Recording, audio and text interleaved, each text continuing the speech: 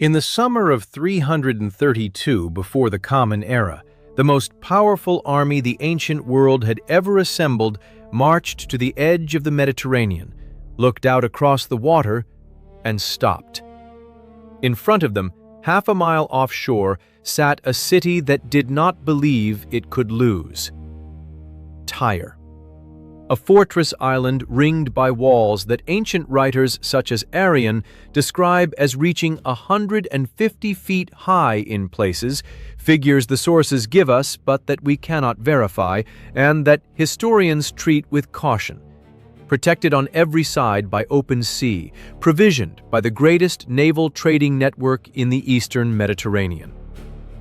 The men on its ramparts had watched armies come before. Assyrians had come. Babylonians had come. Nebuchadnezzar II had sat outside Tyre for 13 years and gone home with nothing. The people of Tyre had every reason on the day Alexander of Macedon arrived to feel exactly what they felt, which was untouchable. They were wrong. And the thing that would prove them wrong had not fully existed a generation earlier. It was not a bigger army. It was not a longer siege. It was a machine, a device for throwing stones and iron with the force of a falling building, and Tyre would become the place where that machine grew up. The island that had beaten every weapon ever pointed at it was about to meet the first one it could not survive. So how does a city that had turned away the empires of the world for 700 years fall in 7 months? And why does the answer have almost nothing to do with the man whose name we remember and almost everything to do with a piece of engineering that most people have never heard of? Stay with me, because I'm going to walk you through the whole thing, and I want to be specific about what you are going to get. First, I'm going to show you exactly why Tyre was considered impregnable, the precise geography, the wall heights, the naval numbers, so that you understand this was not arrogance. It was a rational, defensible belief backed by 7 centuries of evidence. Next comes the machine at the center of this story, not vaguely. I am going to walk you through what the torsion catapult actually was, how it stored energy, why it changed what a wall was for, and the role Tyre played in proving what heavy artillery could really do. Third, I am going to take you onto the causeway, the mole, the artificial land bridge Alexander's men built across open sea toward the island, and I am going to show you why it failed twice before it worked, and what the Tyrians did to it that nearly ended the siege before it began. Picture a single hour in which a 7-month stalemate simply collapses. The naval fight in the harbor, the breach in the southern wall, the exact tactical sequence that ended it. That is the fourth thing I am going to give you. And fifth, I am going to show you the mistake, the one decision the defenders of Tyre made that turned a survivable siege into a massacre. A decision that had nothing to do with catapults at all, and everything to do with a choice they made in the first week that they could never take back. There is one detail in this story that even people who know the siege well tend to get backwards, a belief about which side the new weapon really favored. I will come back to it, because the way it gets misunderstood is exactly the way the Tyrians misunderstood their own situation. Let me tell you first what Tyre actually was, because if you do not feel how safe these people were, none of the rest of it will land. Tyre was a Phoenician city, and the Phoenicians were the merchants of the ancient Mediterranean. Their ships carried cedar, glass, and a purple dye so valuable it was worth more by weight than silver, a dye made from a sea snail, harvested in such quantities that archaeologists still find mountains of crushed shells along the coast. Wealth like that has to be protected. And the Tyrians had solved that problem in the most elegant way imaginable. They put their city on an island. The original settlement sat on the mainland shore, but the heart of Tyre, the part that mattered, had moved offshore to a rocky island roughly half a mile out into the sea. On that island, they built walls that ancient writers describe as reaching 150 feet in height on the landward side facing the water. Walls of massive fitted stone, thick enough to house rooms and storage inside them. The city had two harbors, one on the north called the Sidonian harbor, one on the south called the Egyptian harbor, both of which could be closed with booms and chains. It had fresh water, it had grain, it had a population that historians estimate at around 40,000 people. And it had a fleet. That fleet is the part people forget. Tyre was not a passive fortress waiting to be rescued. Tyre was a naval power in its own right, and its ships were among the finest in the world. When you attack a walled city on land, you can surround it, cut its supply lines, and starve it. You cannot do that to an island that controls the sea around it. Ships bring in food. Ships bring in reinforcements. Ships row out and burn your equipment while you sleep. An island city with a fleet is a fortress that resupplies itself and strikes back. And for centuries, no one had found the answer to that problem. Nebuchadnezzar tried. The Babylonian king laid siege to Tyre for 13 years in the 6th century, and Tyre outlasted him. He could reach the mainland. He could not reach the island. 13 years of the most powerful empire in the world sitting on the shore, and the city simply waited him out, its ships coming and going the entire time. That was the lesson every commander in the region carried in his head. You do not take Tyre. You negotiate with it. You trade with it. You go around it. You do not take it. Which brings us to the man who decided he would. Alexander was 24 years old when he arrived outside Tyre in the early months of 332. He had already destroyed the Persian king Darius's army at the Battle of Issus the previous autumn. He was marching south down the coast, taking the Phoenician cities one by one because he understood something strategic.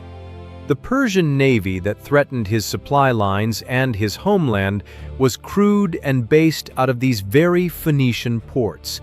Take the ports, and the enemy fleet has nowhere to go. It dissolves. So he was not besieging Tyre out of pride. He needed it.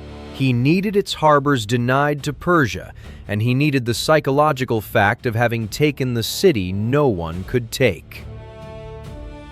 He sent envoys to the city first, asking a diplomatic favor to enter and make a sacrifice at the temple of the god the Greeks called Heracles, whom the Tyrians knew as Melkart. It was a religious request with a political edge, because to let him in and let him worship as king was to acknowledge him as their master. The Tyrians read it exactly that way. They refused. They offered a compromise. He could sacrifice at the older temple on the mainland, at Old Tyre. They would not open the island. And to make their point unmistakable, they killed his envoys and threw the bodies from the walls into the sea.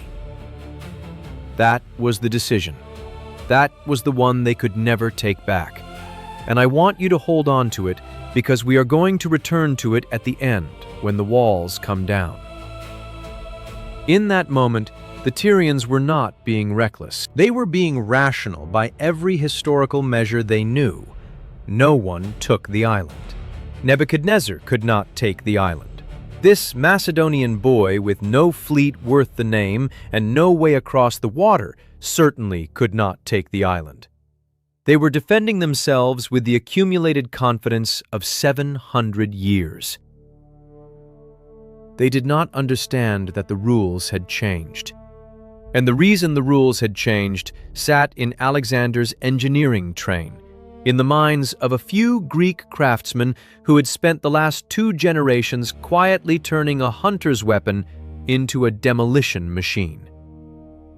Let me explain what that machine actually was, because this is the heart of the whole story. For most of human history, if you wanted to knock down a wall, you had 2 options. You could dig underneath it and collapse it, mining, which took forever and was impossible if your target sat on solid rock surrounded by the sea, or you could bring a battering ram up against the base and swing it, which meant getting men and a massive timber frame right up under the wall, in range of everything the defenders could drop on their heads. Walls worked because they kept your destructive tools at a distance. Height and thickness bought range.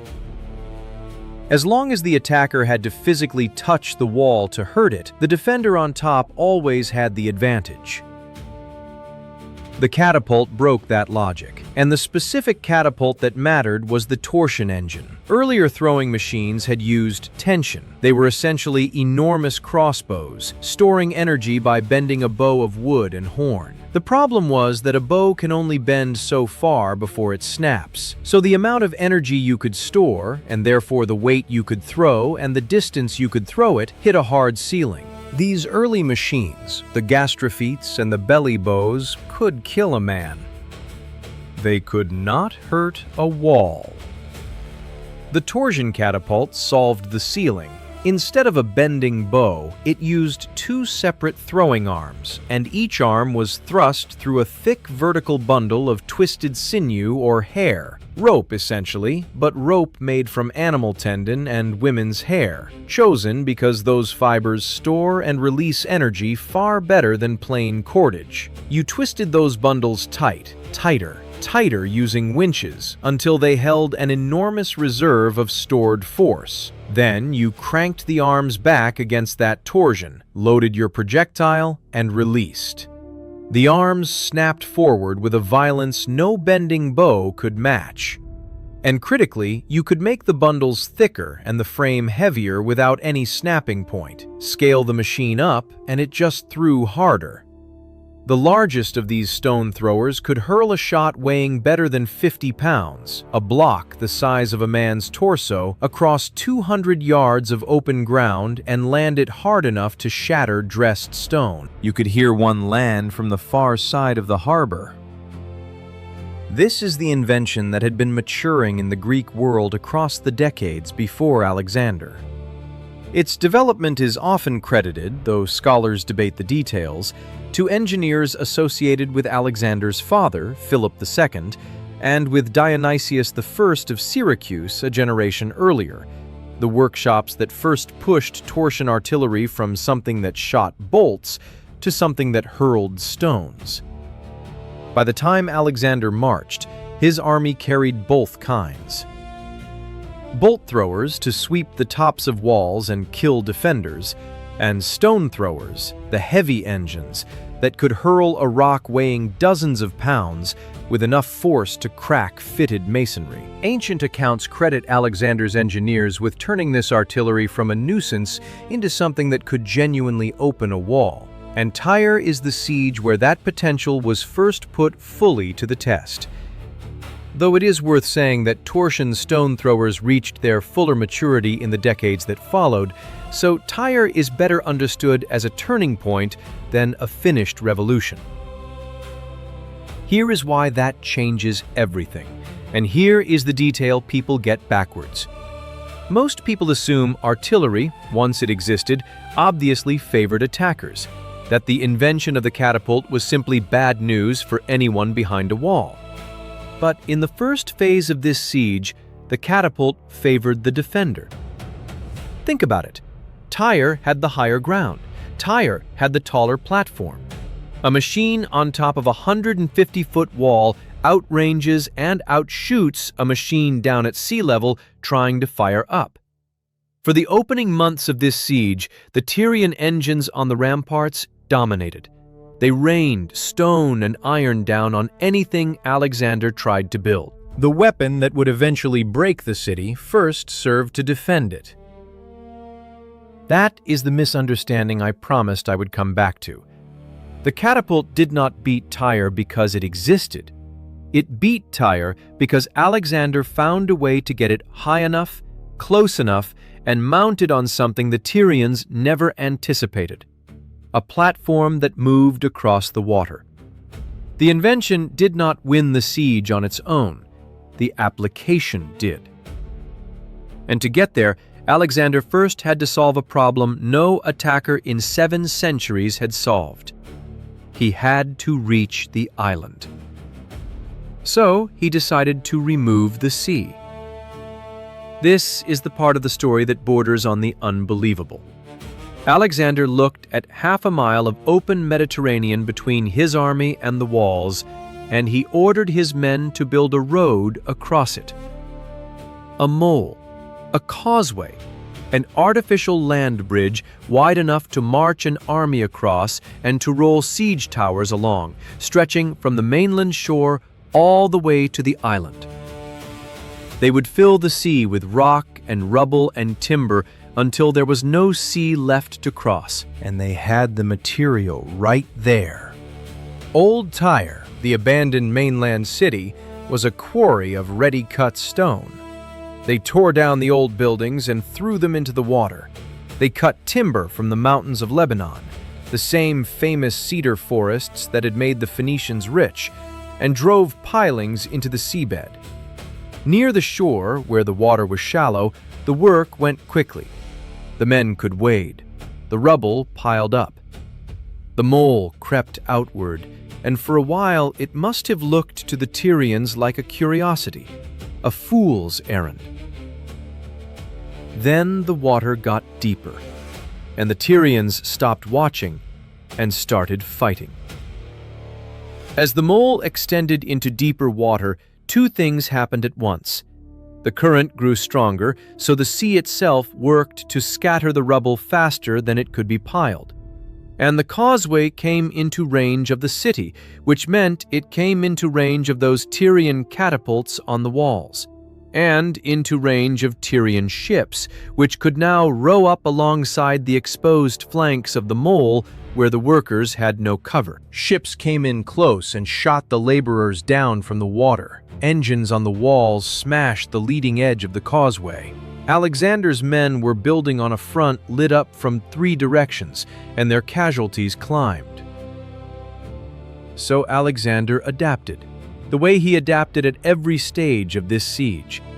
He built 2 enormous towers at the far end of the mole, sheathed them in rawhide to keep them from burning, and mounted his own artillery on top, bolt throwers and light stone throwers, to keep the Tyrian ships at a distance and shield the workers.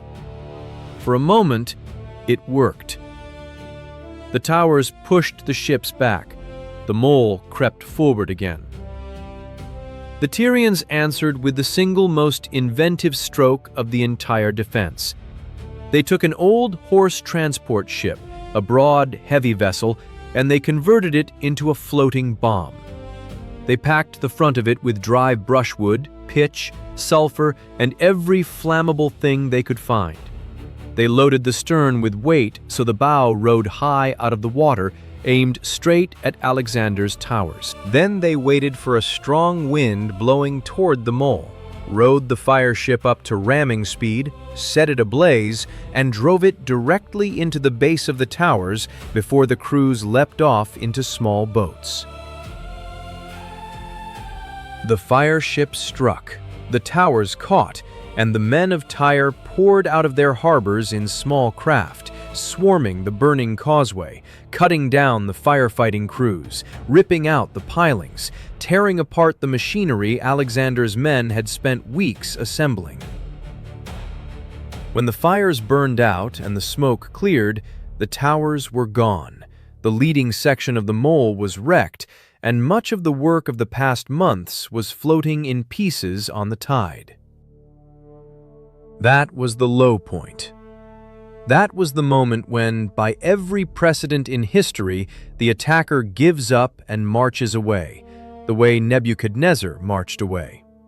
Tyre had done to Alexander exactly what it had done to every besieger before him. It had used the sea and its ships and its walls, and it had made his effort collapse into wreckage. And here is where the story turns, because Alexander did not do what every commander before him had done. He did not accept that the island controlled the sea. He looked at the problem the fire ship had just revealed, that as long as the Tyrian fleet could operate freely, no causeway, no tower, no machine on the water was safe, and he drew the correct and ruthless conclusion. Before the mole could ever work, he had to take the sea itself away from Tyre. He did not have a fleet, so he went and got one. This is the strategic pivot that decided the siege, and it happened away from the walls entirely. Remember why Alexander was marching down this coast in the first place. The other Phoenician cities, Sidon and Byblos and the rest, had already submitted to him. Their fleets and the fleets of Cyprus had been serving Persia, but Persia was losing. Alexander had beaten Darius at Issus, and now the Phoenician and Cypriot kings, watching which way the world was turning, defected to the winning side. They brought their ships to Alexander. Within weeks, he assembled a combined fleet of something on the order of 200 warships, Sidonian, Cypriot, and allied Greek vessels, a force that suddenly, dramatically outnumbered the fleet of Tyre. The Tyrians looked out one morning and saw the horizon full of enemy sails, and they understood instantly that the foundation of their entire defense had just cracked. They no longer controlled the water. They pulled their ships back into their two harbors and blockaded their own entrances with the hulls because they could no longer afford to fight in the open. The city that had beaten 13 years of Babylonian siege by keeping its harbors open had just been forced to close them. Now the mole was safe to build. Now the fire ships could not come out.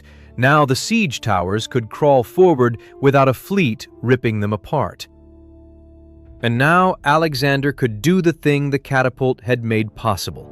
He could mount his heaviest artillery not on the distant shore, but on ships and on the completed causeway, and bring the machines right up against the base of the walls.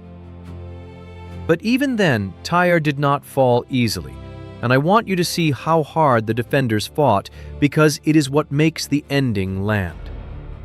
The Tyrians dropped huge blocks of stone into the water at the foot of their walls, so that Alexander's ships carrying the battering engines could not get close enough to strike. Alexander brought up crane ships to haul the blocks out of the sea. The Tyrians sent armored divers to cut the anchor cables of his ships in the night. He replaced the ropes with chains. They dropped red-hot sand from the walls onto the men below, and the sand poured down inside armor and burned men horribly. And they threw grappling hooks and weighted nets to snatch soldiers off the decks. Every solution Alexander found, they answered. Every answer they found, he solved again. For 7 months this went on. Two of the most inventive military efforts of the ancient world locked against each other over half a mile of water. And slowly, machine by machine, the pressure told.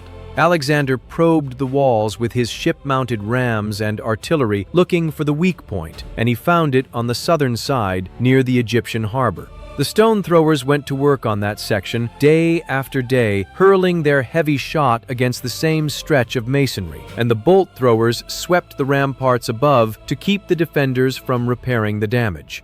This is the moment the whole story has been building toward, the invention doing the one thing no earlier weapon could do.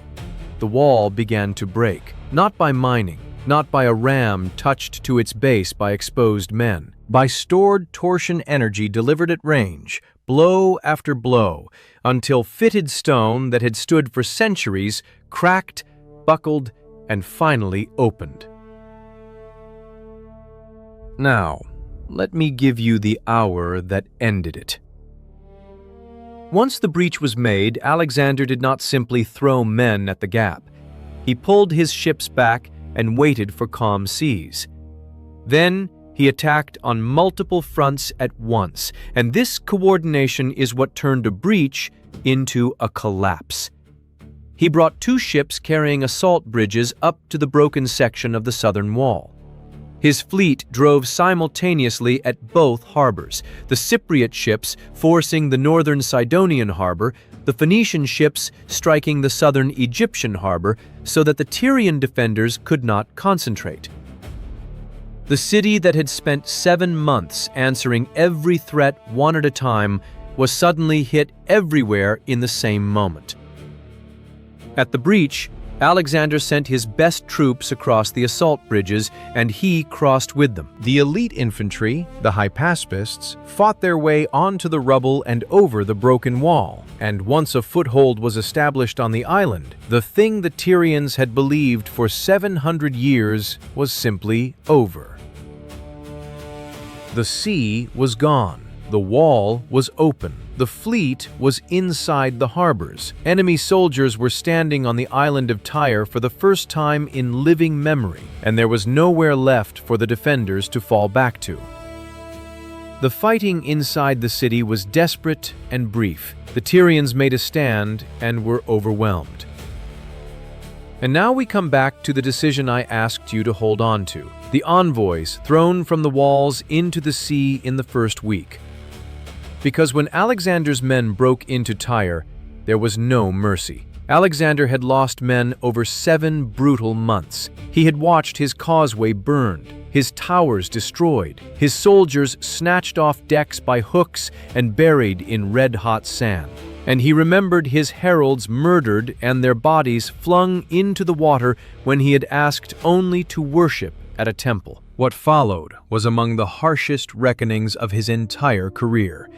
Ancient sources record that thousands of Tyrians were killed in the sack of the city, that thousands more were sold into slavery, and that a number of the defenders were crucified along the shore as a message to every other city that might consider closing its gates to him. Estimates vary, and ancient casualty figures are always uncertain, but the pattern is unmistakable. The city that had defied every empire was not merely captured, it was made an example of. And this is the piece I most want you to carry away, because it is the deepest lesson of the whole story. Tyre did not fall because its people were weak or foolish or cowardly. They were none of those things. They fought with more ingenuity than almost any garrison in ancient history.